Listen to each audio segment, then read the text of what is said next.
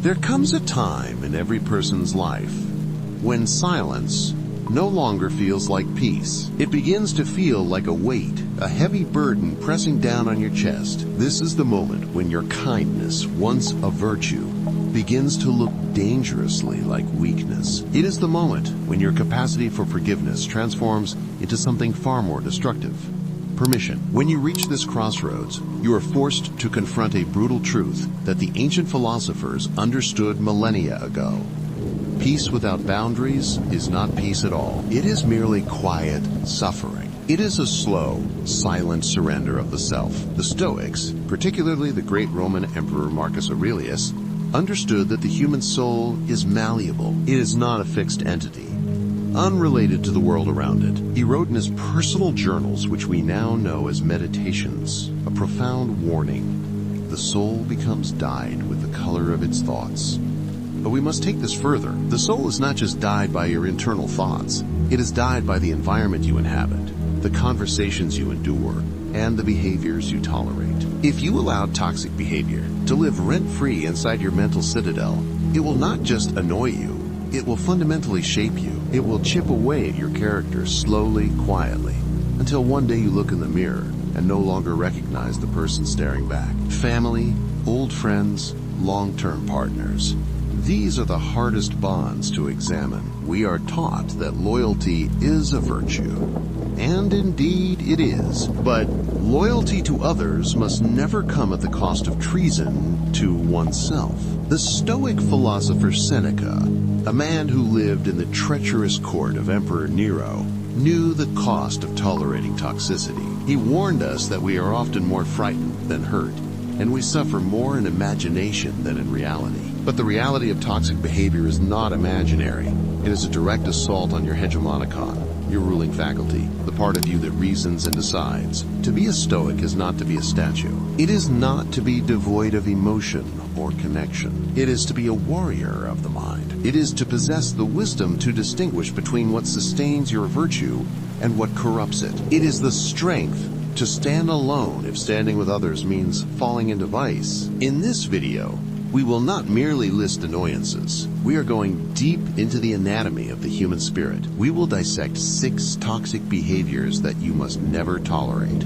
Not from strangers, not from friends, and especially not from family. We will explore the historical wisdom of Epictetus, the resilience of Marcus Aurelius, and the sharp psychological insights of Seneca. Because true strength is not measured by how much burden you can carry. It is measured by what you refuse to pick up. 1. Disrespect. Disguised as jokes. The first poison is often the sweetest to the taste, yet the most corrosive to the gut. It is disrespect disguised as humor. We have all encountered this. They mock your dreams, they belittle your efforts, they poke at your insecurities. And the moment you show a flicker of displeasure, the moment you stand up for your dignity, they retreat behind the shield of gaslighting.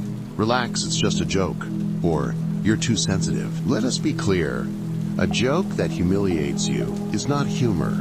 It is a dominance hierarchy play. It is aggression wearing a clown's mask. When you laugh along, when you force a smile to avoid awkwardness, you are not being easygoing. You are betraying yourself. You are training them, like one trains a dog, that it is acceptable to wound you. You are signing a contract that says, my dignity is negotiable. Marcus Aurelius sat at the pinnacle of power. He was the most powerful man in the known world, yet he was surrounded by sycophants, plotters, and those who secretly despised his philosophy. He dealt with the snakes of the Roman court daily. How did he handle the subtle jabs and the disguised disrespect? He did not throw tantrums. He did not engage in petty arguments. He wrote to himself, the best revenge is not to be like your enemy. If they act small, you must act big. If they use words as weapons, you must use silence as a shield. Stoicism teaches us the concept of the promontory, to be like the rock against which the waves crash and then fall back.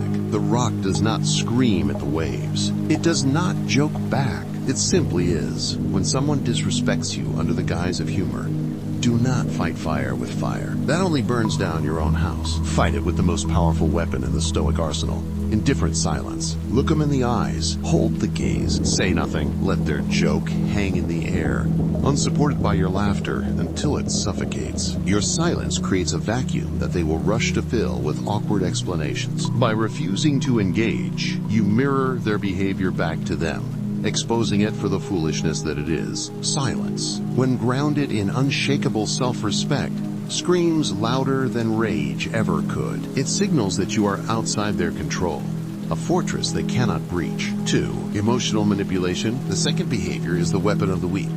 Emotional manipulation. Manipulators are the architects of guilt. They do not fight with logic. They fight with your own empathy. They twist your care into chains of control. They use your history against you. You will hear phrases like, "If you loved me, you would do this," or "After all I've sacrificed for you, this is how you repay me," or "I thought you were different." This is a distortion of reality. It is an attempt to make you responsible for their emotional state. But here lies one of the core tenets of Stoicism, the dichotomy of control. Epictetus, the slave-turned-teacher, opened his Enchiridion with the most fundamental truth. Some things are up to us, and some things are not up to us. Your actions, your integrity, and your choices are up to you. Their feelings, their reactions, and their distorted expectations are not up to you. Seneca, in his letters, often discussed the nature of emotional slavery. He served Nero, a man who was the embodiment of emotional instability and manipulation. Seneca saw firsthand that trying to appease a manipulator is like trying to fill a bottomless pit. No amount of sacrifice is ever enough. If you give a manipulator an inch, they will take a mile, and then blame you for not giving 10 miles. The Stoic defense against manipulation is not callousness, it is clarity. It is the realization that you cannot fix a broken person by breaking yourself. When they try to deploy guilt, recognize it as a foreign object trying to enter your mind. Visualize it, inspect it, and then reject it. Do not fight to be understood by someone committed to misunderstanding you. That is a waste of your finite energy. Simply stand firm in your truth. I understand you feel that way, but my answer is no. I appreciate your perspective, but I will not change my boundary. Let your calmness frustrate their chaos. When they realize their emotional storms cannot shake your foundation, they lose their power. You do not owe anyone your sanity. You do not owe anyone your emotional stability just because they have lost theirs. To guard your mind is not selfish. It is the prerequisite for a virtuous life. 3.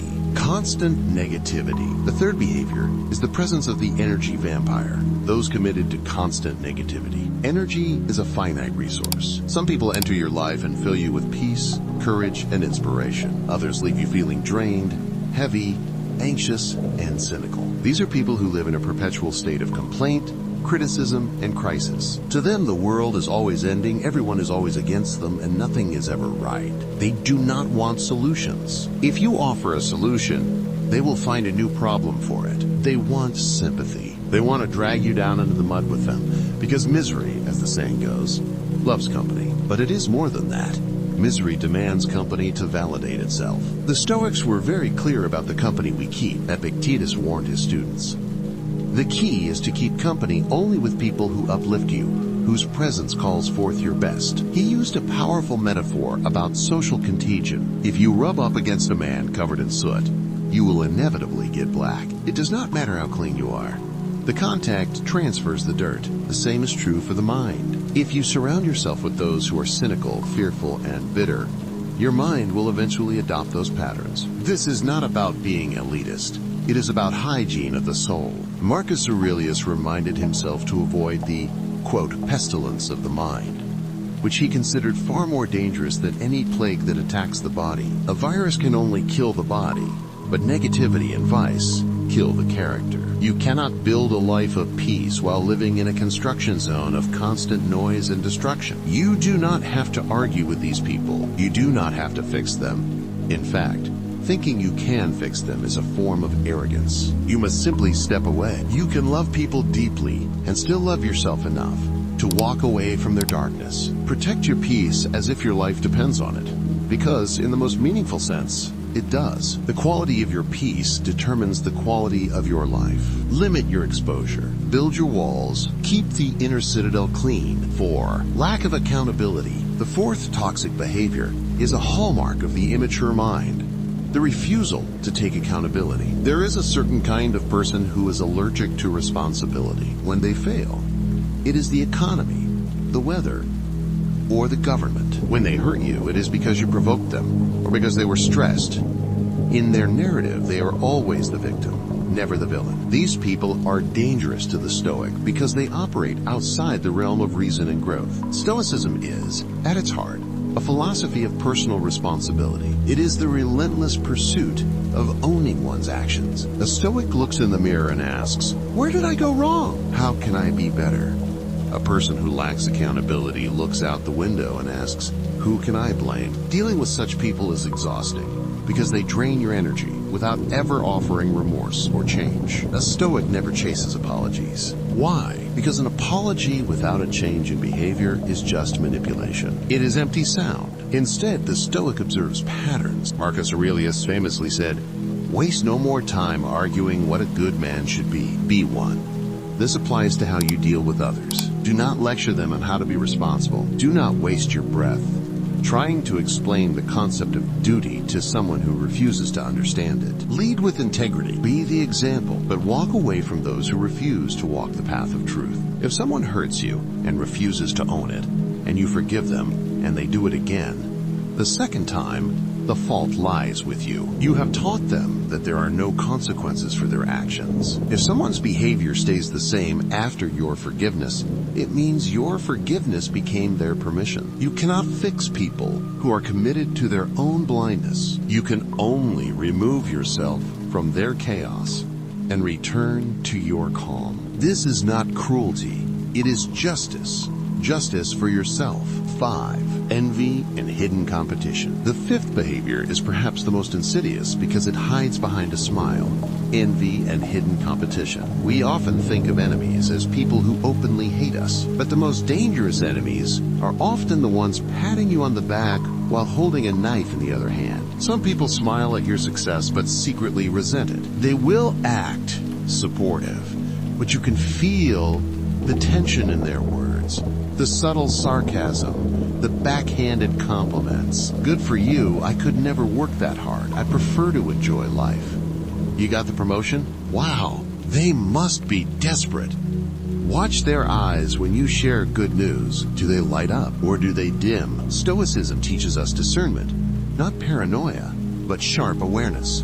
We must understand human nature. Marcus Aurelius faced the ultimate betrayal by his general, Avidius Cassius, a man he trusted, who declared himself emperor, thinking Marcus was dying. Marcus did not react with rage. He reacted with sadness for the man's character. He understood that envy is a disease of the soul. The happiness of your life depends upon the quality of your thoughts, Marcus wrote. The envious person is poisoned by comparison. They cannot enjoy their own portion because they are too busy looking at yours. They view life as a zero-sum game. If you win, they lose. You must realize that not everyone clapping for you is proud of you. Some only clap to stay close enough to see when you fall. When you identify this behavior, this hidden competition, do not engage in it. Do not try to prove your worth to them. Do not try to win their approval. You will never get it, because their envy has nothing to do with you.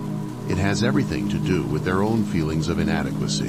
The Stoic response is to move in silence. Protect your progress. Stay humble, but do not be naive. Share your victories only with those who have proven they can honor them. For the rest, be a mystery. Don't waste energy explaining yourself. Let your results speak, and let their envy be their own punishment. As the Stoics believed, the punishment for vice is the vice itself. Living with a heart full of envy is its own hell. Leave them to it. 6. Disrespecting your boundaries. The final behavior, and perhaps the most critical to address, is the flagrant disrespect of your boundaries. Boundaries are not walls to shut people out. They are the gates that protect your peace, your time, and your mind. They define where you end and where the rest of the world begins. There are those who view your boundaries as challenges. When you say, no, they hear, try harder, When you say, "I am not available," they show up anyway. When you draw a line in the sand, they step over it and laugh. This is not love. This is not friendship. This is a violation. It is an act of entitlement. Epictetus was very clear on the concept of freedom. He said, "No person is free who is not master of himself." But how can you be master of yourself if you allow others to dictate your time, your energy, and your space? To be your own master, you must stop explaining your boundaries to people who are committed to violating them. Explanations are often seen as negotiations. Boundaries are not negotiations. They are mandates. Consider the figure of Cato the Younger, the Stoic saint who opposed Julius Caesar. Cato was immovable. He did not compromise his principles for popularity, safety, or power. He held the line, "In your own life, you must summon the spirit of Cato." The Stoic man does not shout his boundaries. He enforces them calmly. He does not need to get angry to be taken seriously. Anger implies you are losing control. Calmness implies you are in total control. When you value your time, people start respecting it. When you value your energy, they stop draining it. If you say no and they push, you do not argue. You end the interaction. You walk away. You hang up the phone. You leave the room. This is the enforcement of the boundary. It teaches the world how to treat you. If you allow family to trample your boundaries because it's family, you are living in servitude to biology rather than reason. You are allowing the accident of birth to dictate the quality of your soul. Marcus Aurelius wrote, "The nearer a man comes to a calm mind, the closer he is to strength." That is what setting boundaries is about. It is about preserving that calm mind. It is about ensuring that your inner citadel remains unbreached. Conclusion. The path to the inner citadel. As we reflect on these 6 toxic behaviors, disguised disrespect, emotional manipulation, constant negativity, lack of accountability, hidden envy, and boundary violations, we must remember that the goal of Stoicism is not isolation. We are social animals, meant to work together like the rows of teeth, as Marcus Aurelius put it. However, we cannot work together effectively if we are poisoned. We cannot lift others up if we are being dragged down. To be a good man, a good friend, a good family member, you must first be a healthy individual. You must possess a soul that is your own. Eliminating these behaviors from your life, or distancing yourself from those who embody them, is not an act of malice. It is an act of self-preservation and high wisdom. It is the amor fati, the love of fate, guiding you to where you need to be. It is trusting that by removing the noise, you make room for the signal. Don't apologize for evolving. Don't apologize for changing into someone who finally respects himself enough to say, enough. The journey of Stoicism is a journey upward, often walked alone, but always walked with purpose. Remember the words of the emperor, "It is not death that a man should fear, but he should fear never beginning to live." Do not let toxic people steal your life from you, day by day, argument by argument. Reclaim your time, reclaim your mind, reclaim your peace. This is Stoic True Wisdom. This is where you learn the art of emotional control, masculine peace, and timeless Stoic power. If you are ready to walk this path, if you are ready to build a fortress that no toxicity can breach, then subscribe and join us. The journey to becoming calm, grounded, and unshakably strong begins now.